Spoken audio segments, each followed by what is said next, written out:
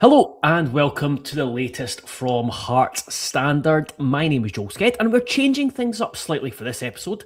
I'm delighted to bring on Kai Watson, a football scout and consultant, to discuss the club's recruitment, interest in Laurent Mendy and more. Some of those who are watching or listening will likely have come across some of Kai's content on social media. Firstly, Kai, how's it going? And secondly, can you give some of our listeners, viewers, a wee bit of background on yourself? Very well, thank you, mate, and thank you for having me on. Looking forward to this. Well, just a bit about me. I've always loved football. The kind of data side of it started with very early Championship Manager and Football Manager. Then I started writing a wee bit. I started up my own podcast, which was a Rangers one. Apologies. The Rangers Journal, which is still going just now. Had started that as something a bit different, looking more into the scouting and recruitment side of it. And then left there to focus more on the scouting side of things. Went and worked with Stevie Grieve, who I'm sure many will have heard of at SJK.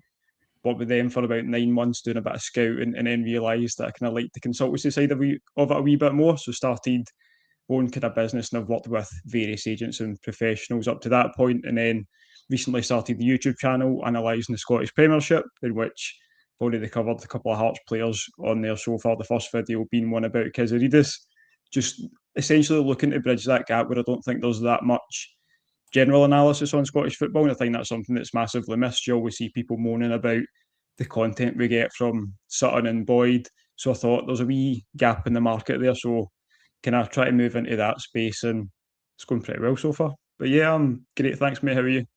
Yeah, good. Thanks. Good. That was that's good insight, and we're going to get into some of those players, some of the ones who have already starred for Hearts. But we'll kind of start off by looking at some of the recruitment this month and some of the interest. But before we get into that, thanks to everyone who's joined us live. I'll keep an eye on the comments, but more likely to bring any in toward the end of the show just because we've got plenty to discuss with Kai. We are sponsored by Campbell Muir. Campbell Muir is a premium search firm challenging the status quo in the UK and US insurance markets. Working with senior insurance professionals globally, they focus on placing elite talent into some of the world's top insurance brokerages. You can find them at www.campbell-muir.com. Now, Kai, let's start with Laurel Mendy. The Hearts had the initial bid projected for the midfielder who's with Forest Green Rovers. He played in their draw with Altrincham last night. I actually think he played at centre-back, captained them. Robbie Savage, Forest Green's manager, spoke about him after the game last night, said how be really keen not to lose him, and is currently with the club's owner and sporting director, and well, Hearts are weighing up their next moves for the midfielder. Just from your analysis so far, what can you tell us about Mendy? I think he's kind of what you get with Cammy Devlin, apart from the fact he's like 6'3" and good in the air. So he's just that extra side of the game, which as hard as Cammy Devlin works, he's never going to be able to be that size. He's never going to be able to be or add that extra bit of physicality that being that size does. But I think he's such an interesting player that he was playing for Macclesfield, I think at like the 7th tier of English football. And he's only been at Forest Green 6 months. And as the data shows, he's already one of the best players in the National League, or best midfielders at least. So I think that progression, especially at this stage of his career, because I believe he's turning 29 in March. So I think hitting into his prime, kind of being a defensive midfielder, you can go that wee bit longer as well. I just think to even bridge the gap from Cammy Devlin being injured to coming back, I think it's a really interesting target. And again, he stands out in the same ways that Devlin does. I think this is a really good point from James Govan. Savage's interview seems to indicate the player wants the move. There was definitely an element of that with some of his comments regarding like referring back to his own career with the interest. Now, I will bring in the radar of Laurel Mendy. Talk us through this, Kai. Well, firstly, for those who are not au fait with radar such as these, can you kind of explain how these work? Yeah, of course. So I know a lot of people look at these that aren't really into data or kind of analytics, and they'll look and see his pass accuracy is 19%. But the number on there is actually the percentile. So the percentile is how he ranks in terms of the other players in the league. So even though the pass accuracy looks low, it's not as low as 19%. But you can move around a wee bit and looking more at the areas where, like I say, that Devlin's kind of been thriving in this season. I think he's improved a lot on the ball. So you can see Mendy ranks really well in the passes to the final third, the progressive passes, And again, the fact that he ranks that highly in successful defensive actions, which Devlin does as well, and interceptions. But the aerial duels was the biggest thing for me. So the 94th percentile for aerial duels one, which, again, like I said, with all the will in the world, Cammy Devlin's not going to win every single header. Whereas you've got that bit of advantage being the size that Mendy is. So essentially, if you're looking at it, to break it down to the absolute basics, the closer to the edge, the better. And I'll bring in I seen on, I think it was kicked back yesterday. I think it was that they were what they wanted to see a comparison with Cammy Devlin. You've done that, so I'll bring up here. So Mendy is in like the dark blue, whereas Cammy Devlin's in their lighter blue. So again, kind of talk us through that before we get into a wee bit more about Mendy. So you can see there is obviously some similarities there. Like you say, Mendy's in the darker blue, so he ranks higher for the key passes and those passes to the final third and progressive passes. Successful defensive actions, they're kind of similar interceptions as well. The biggest difference that you can probably see there is the amount of assists. Devlin's not, as far as I'm aware, he's not got any assists so far this season. Yeah, And then don't think so. as well. So that extra kind of ranking in the passes to the final third and the progressive passes plays into that as well. But progressive runs, like I say, I think Devlin's improved a lot on the ball, especially with his passing this season from what I've seen. But that extra bit that Mendy gives you as well is he will carry the ball himself. He's not always overly keen to pass the ball off, but that's one of those things that looking at him, not sure if it's going to translate to playing at a higher level.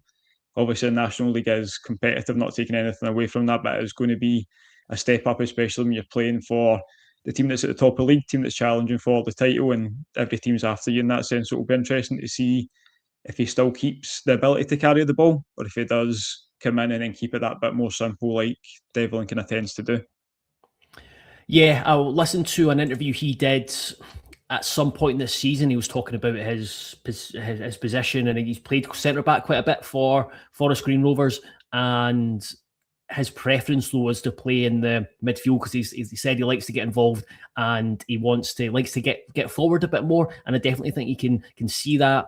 TMR report 1874 notes progressive passes and progressive runs per 90 are exactly what we need, especially when teams come to Tynecastle and play a low block. And that was probably the big thing that stood out when he sent across his radar, was just how progressive he is with the ball mixed in with his frame, which is perfect for Scottish football.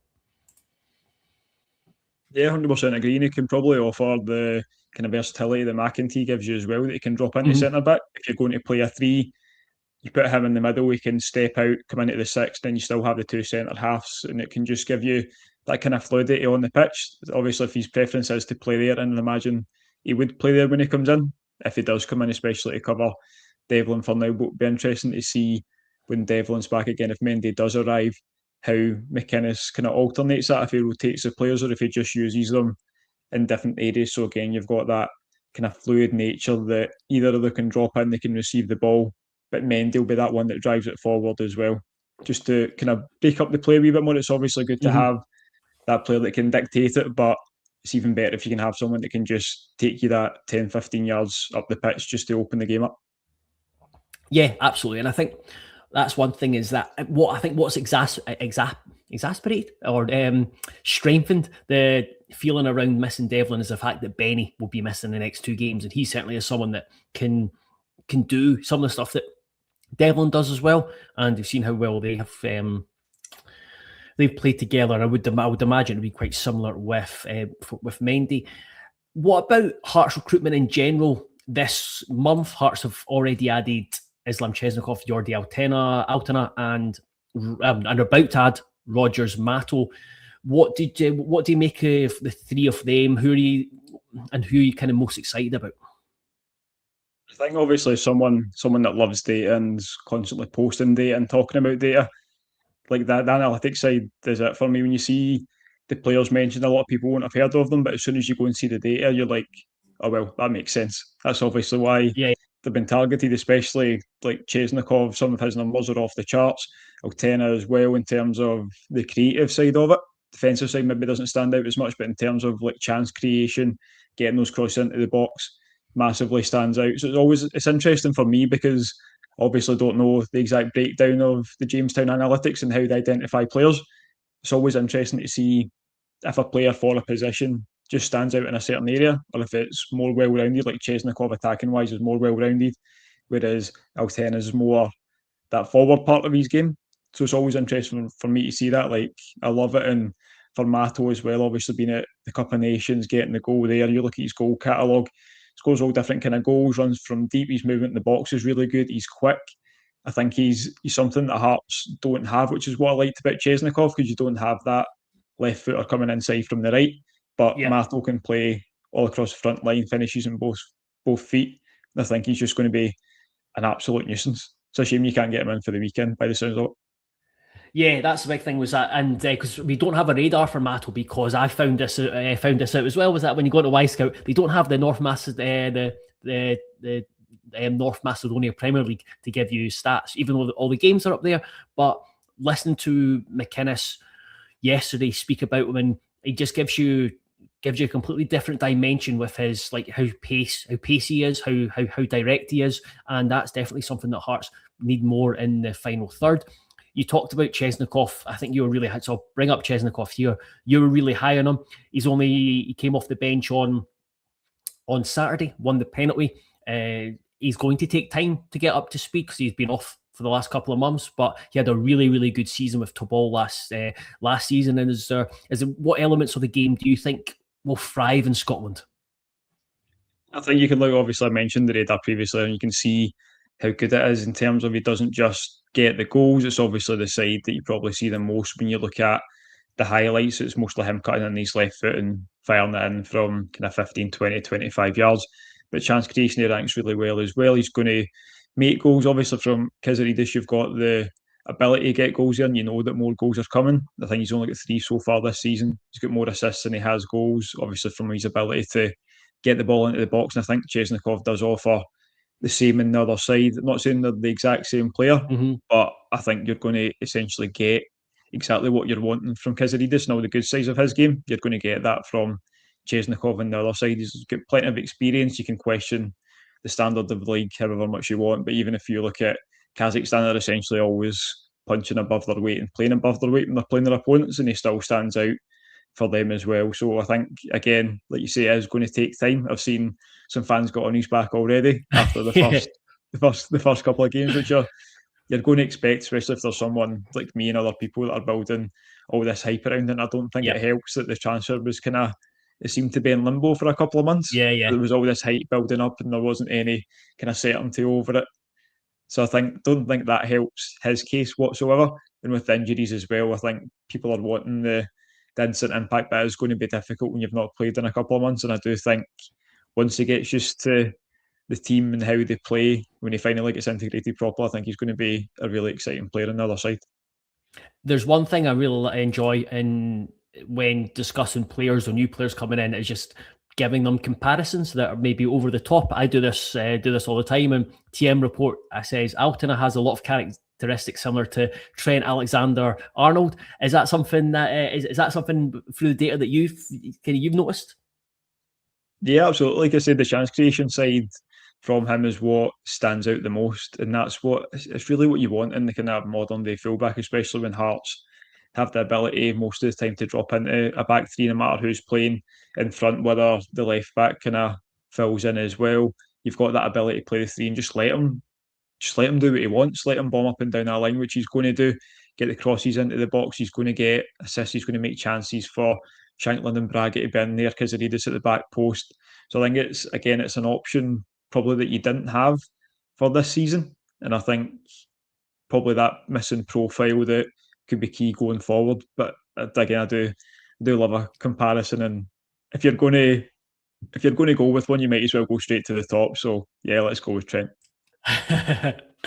In terms of you mentioned Kizaridis, in terms of the Hearts this season and the Hearts players that came in this season, rather than ask you 2 questions at the same time, what's been your general view on Hearts this season? I think Hearts are doing incredibly. Obviously, McInnes has done a great job with the players there, and deservedly top of the league. Won all the big games, like outside of the cup, obviously all the big league games.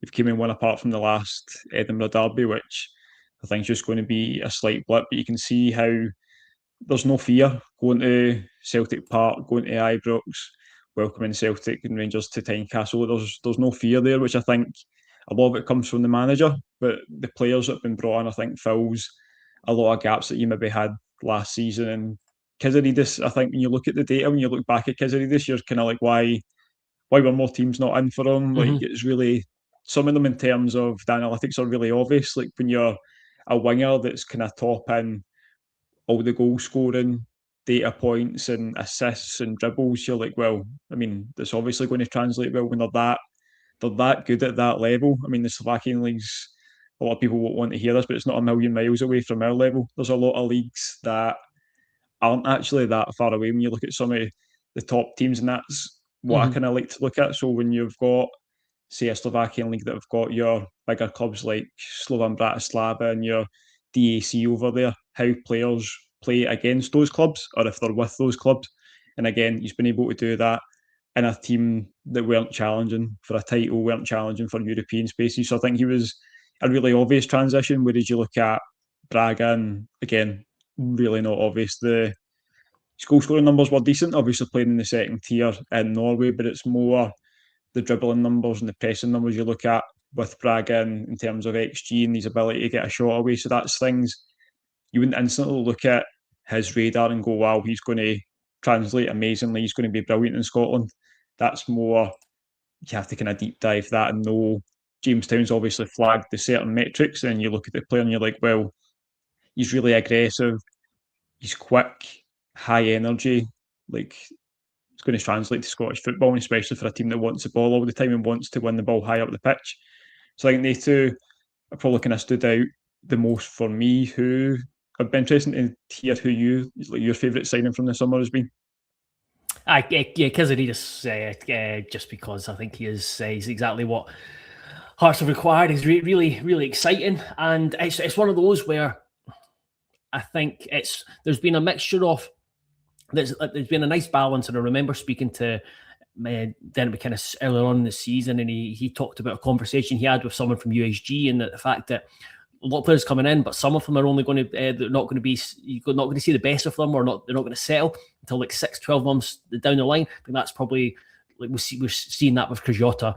Aju's not been a disappointment. The situation's been a disappointment. That spent all this money. There's like a lot of excitement there, and he's played 3 substitute appearances.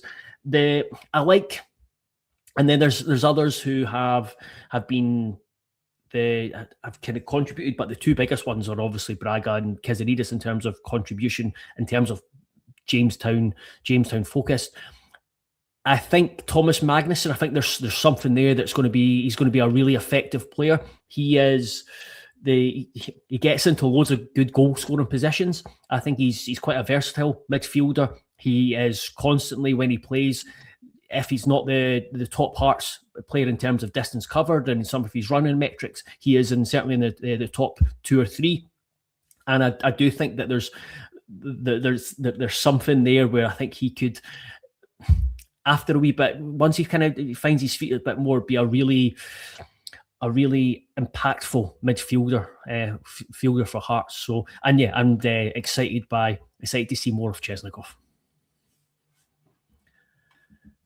Where we go next? Oh yes. So we've kind of talked about Kizaridis and Braga and some of this season. Now this is something that Tom Irvin used to do for us, but so essentially using your own version of Jamestown, can you talk us through some players who you'd be keeping an eye on if you're Hearts? Yeah, absolutely. Sorry, I'll just pull up the list I sent you earlier. So there's some players just random players that I keep an eye on. There was a few in the last year that have ended up at USG. One of them was Guillaume Smith that actually started in the Champions League last night. You spoke about the 6 months adjustment thing. They signed him in the summer. Mm-hmm. He was on the bench essentially every week until Niang went to the African Cup of Nations. Then he came in as a left wing back, started the last few games. He stood out because his dribbling numbers were ridiculous in Estonia. Like we're talking 12, 13 dribbles a game with like 70% success. So when you see those numbers, that's kind of what I look at when I'm looking at players. I'll look, instead of the overall picture, I'll look at one standout metric, whether it's dribbling, whether it's the goals, the amount of shots players get away, recoveries, interceptions. I just think it's good to look at how they why they stand out in that stat at that level and whether it's translatable. So a few I've looked at. So Jardel Kanga plays for Ilves and Finland, can play as a 10 or on the right wing. Left footed, really good at cutting inside, got 5 goals and 5 assists last season. He's only 20 years old. I think they're only looking for like 250k for him as well. So I think there's a bargain to be had there. Sweden under 21 international recently as well. I think the Finnish league is a league, obviously Tom and I've scouted there, watched plenty of football there. I think it's a league that teams don't take advantage of, and then the same for Estonia as well. Like obviously Promise David started for USG up top last night. He's been rumoured for £30 million moves. Came from Estonia. Like there's players everywhere. I tweeted about that the other day, that there's players everywhere. You just need to find them. And luckily for Hearts, Jamestown are massively helping with that as well. In terms of just on Estonia, because sorry mate, just on Estonia, because I think you were quite high on it or excited by him as well, and he's someone that we've kind of not talked about. And Kibori, and this was it was just when you mentioned the guy from US who started for USG last night, and I remember Promise David. I think it took him a few months to then actually get in the USG team, and I just wonder that there's always talk about Hearts bringing in, Hearts are keen on bringing in another striker, but just having a different profile to what they've already got. But I do wonder if with Shanklin's injury that there could be an opportunity for Kibori to really step up and get that like run of games that'll kind of allow him to settle down and be the find a bit of consistency, because at the moment he's shown glimpses, but there's been kind of highs and lows. I think anyone that follows me on Twitter will probably know I'm probably his biggest fan. Like I was. The first time it actually came on my radar was I was still at SJK and I was scrolling through, like as I do, just all the leagues that I kind of like watching, Estonia being one of them. And I noticed one week he scored a hat-trick. And I was like, okay, scored a few goals before the season. Looked the next weekend, scored another hat-trick. And I'm like, all right, let's go and look at these goals. And they were all a variety kind of inside the box, just showing how good his movement was and both feet in the air as well. And then they obviously went away. I think was it this season they went away with Burkina Faso and scored the 2 consecutive hat tricks as well. Yeah. So like it's something, the finishing is there in his locker. I do think he needs the run of games. I think it was obviously the Dundee game. They start that game, the game he scored 2. Scored 2, yeah. And then I think Hearts fans kind of seen what you can get from him. You just need to give him that consistency, and I don't think he's managed that yet, which it's fair. Like it's fair constantly playing Braga and Shanklin. So I don't think the times that he played when he was playing out in the right, he's capable of it, but I don't think you get the best out of him there, especially if you're bringing in someone like Chesnokov. He's a completely different profile to what Kibori is. I think you want him in the middle. You want him. He's a nuisance. You see it. Defenders hate playing against him. He's always backing into them. He's just making a nuisance of himself. If you make chances for him, like players like Altena will do, Harry Milne, get those balls into the box, he will get you goals. I'm never going to promise that he'll be as clinical as Shanklin, but there's a player there, he's scored goals wherever he's been, whatever level. Just give him the chances, he'll get those goals. So sorry for taking you off on a tangent, but who is there any other players, any other leagues that that catch your eye and ones that you want to keep an eye on? There's another striker from Estonia actually, which I think a few people might have heard of. He made his international debut at 17. He was scoring goals. He turned 17 like days before his international debut, and he had been scoring goals in Estonia. So Martin Chris Palberg, again, that finisher that you want inside the box, just really natural in his movement, which I don't think you see a lot from kids, essentially 16, 17-year-olds just have that instinct. I think it's really rare, especially now that strikers are expected to do so much. You don't have many that have just that natural instinct to burst into the 6-yard box or know to go to the front post, know to go to the back post. So again, I'd imagine there's quite a few big clubs with eyes on him, considering he scored like double figures goals in a league at 16 and then made his international debut. But kind of looking centrally, there's a player that was linked to Aberdeen Celtic. I don't know how legit the links were, but Ridwan Papula plays for Kisvarda in Hungary. He's so good sitting in front of the defence. He's powerful, he's strong. He kind of reminds me, like when he was linked to Celtic, I kind of made the comparison that he's like Wanyama. But I think he does have more potential driving forward with the ball. Just a really exciting player that, again, you're going to pick up for a few 100k. And Solomon Kouadio is playing in Lithuania as well, another central midfielder. A bit different, not as defensive, probably gives you more of what Benningham will give you in that, being able to play those passes that a lot of players won't see and carrying the ball forward. There's so many players, and I'm sure some of them might even be on the shortlist for Jamestown already, because they do stand out in certain attributes. But I think leagues, I really like watching the Baltic leagues, like Latvia, Lithuania, Estonia. I really like watching the football there, because there's players that stand out so much. Again, it doesn't always translate, but if USG are shopping in Estonia, then why shouldn't everybody else? My interest, and I'm sure most of Hearts fans' interest, peaked when you said Lithuania as to bring more players in. So yeah, we've had experience of that before. It was hit and miss, but I would be willing to go down that route again. We'll just finish up by taking in a few questions. So, well, a couple of questions, a few comments as well. James Govan says, always like reading Kai's reports on players. Interesting read.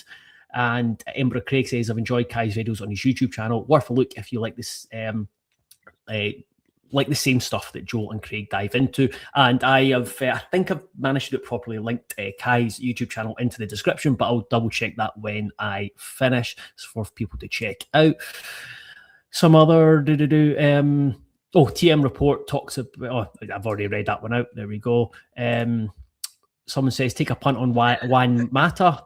Absolutely. And I think someone did mention that he's not been having a great season in A-League. I don't care. I'm more than happy to see Juan Mata line up at Hearts. Just get everyone to do his running for him. Just get me standing in the middle of the pitch and spray that ball about. Fine with me. Fine with me. We've got plenty of guys who can do loads and loads of running. Could we be looking at the Mendy signing the wrong way, and it's more of a long-term replacement for Benny rather than a purely short-term fix for Devlin if Benny doesn't sign a new deal? There's certainly something in there. Both Devlin and Benny are in the final 6 months of their deals. There's no assurances that both or either of them will stay. So it is an area that Hearts will have had to strengthen, if not in January, certainly in the summer. There has been, thankfully, there's a Forest Green Rovers fan who's been in the comments. 112 Mad says, apparently Mendy is willing, and if he goes, fair bloody play. You've got an unreal player on your hands, a very good 6'8" who can dictate the play and can do really well going forward. Great person. Without bias, I think he's League One standard. I'm guessing he means League One in England. It would be very hard for us to keep him. He's brilliant. He's brilliant. Can sometimes take too many touches, but we're always willing to win the ball back, and haven't really kept note of the Scottish League and the difference in styles, but he's honestly really good. Reminds me a lot like Kante. Again, yes. And just hide that. A couple of Stephen asked, is Forrester still at St Johnstone or being recalled? He's back with St Johnstone this week, but there's that fluidity. I think Hearts will have to assess their options ahead of Sunday to see if he's required. And Neil Young says, do you think there's a possibility that Tate will be recalled? I believe his recall option has passed. I think there's always a possibility, but I think that's one will kind of depend on what Hearts do in the next week or so in the transfer window. And let's just see if there is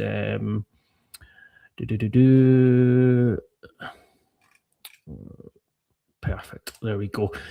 Kai, thank you very much for joining me. That was informative and insightful as I thought it would be. We'll definitely get you back on when talking about Hearts players or any future business. There's a couple of guys asking about Bassi. I think it's a striker that's been doing the rounds. There's nothing I know. I don't know anything either side of that. So I do know Hearts are looking for a striker. Not sure if he is a target or not. So apologies that I can't be that helpful on that one. But yes, Kai, thank you very much for joining me. I will plug your YouTube channel below and your Twitter handle as well. And thank you very much, everyone, for joining us. We'll be back tomorrow to preview this Celtic game on Sunday.